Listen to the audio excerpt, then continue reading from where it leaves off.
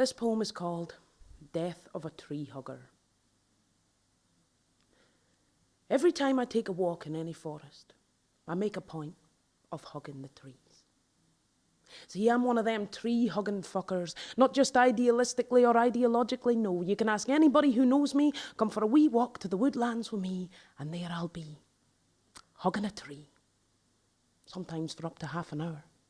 Just me and the tree, absorbing its energy, unless it happens to be a tree in an unfortunately overpopulated area, in which case I'll be sending healing vibes to the tree.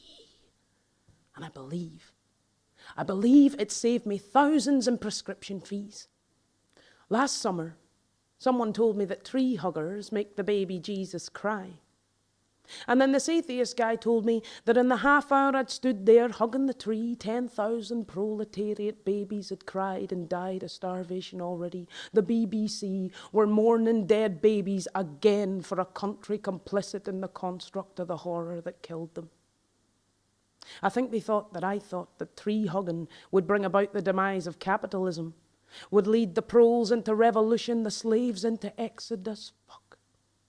If only such a blessing could be bestowed on us. You see, when I hug a tree, I hold a vigil of light as bright as any candle lit in solidarity in these days of darkness. And on these marches for peace, believe I'm marching for those babies and all those babies' mothers, and surely I should not forget nature's. 40,000 years war waged against her since agriculture, now it's all about the numbers. Like 5 million, the Earth's population before we started raping ancient treasures meant for our children's children then. 200,000 years to produce the first billion then. 130 years to produce the second billion then. Just 30 years to produce the third billion, and here, 50 years downstream, exceeds 6 billion mouths to feed. Forgive me if these storms of anxiety have got me hugging foliage in the woods. My moods fall out of cycle when men start talking about strip mining the moon. Our wombs may be the only green mile left to walk soon, and should I bear condemned fruit just to walk that mile without shoes to launch at the ancient oil rigs, the festering mountains of nukes their ancestors murdered and took their own lives with? But I do not wish this over-sentimental pish to extinguish. The facts are so scary I'm barely sleeping.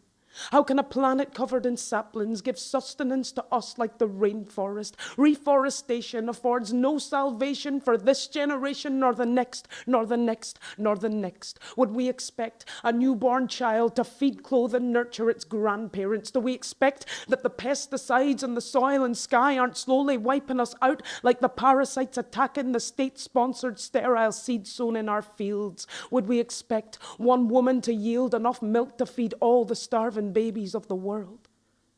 Our so-good government is suddenly sticking its green fingers up our proletariat arses, threatening us with charges if we don't fill up the recycling buckets, sticking that ridiculous yellow contamination tape over our blue bins to shame the neighbours. I've said it before and I'll say it again. The only thing green within a system based on capitalism is the G's. So when I'm hugging trees, I'm hugging an endangered species that can't quite rightly run away from me in fear. I'm trying to give one humble word of thanks for an outstanding job done under such bondage. I'm trying to say sorry for my vanity.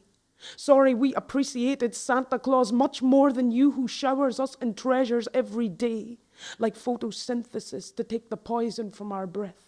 Coal, oil, topsoil, the ancient tree root water pump system, everything we need to eat, to breathe, to create heat, to procreate is going the same way as the 3,000 acres of rainforest felled in the time it's taken to recite this stupid poem.